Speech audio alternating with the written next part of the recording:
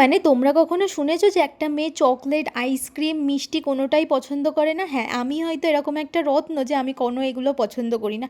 মাঝে মধ্যে তো আমার দাদা আর আমার আশেপাশের মানুষরা সব কইয়াই দেয় যে তুই আদেও মেয়ে তো যে এগুলো খেতে পছন্দ করিস না। তেমনই ভাব আমার বয়ফ্রেন্ডের কত টাকা বেঁচে যাবে, আমাকে আর চকলেট কিনে এনে রাগ ভাঙাতে হবে না। দিন রুমে ব্যাক করার সময় আমার বান্ধবীকে কইলাম যে তুই এখানে যে কটা আইসক্রিম আছে, যা কিছু আছে, তুই যেটা খাবি তুই সেটাই পেয়ে যাবি। সে তো পুরো অবাক হয়ে কইলো, হ্যাঁ সত্যি আমি যা খাবো তাই?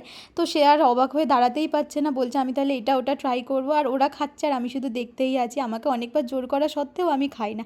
তুমি ভাবো যদি তোমাকে ফ্রিতে কেউ পুরো আইসক্রিমের দোকানটাই দিয়ে দেয় যে তুমি এটা যেখানে যা কিছু আছে খেয়ে নাও, তাও নাকি তুমি খাবে না।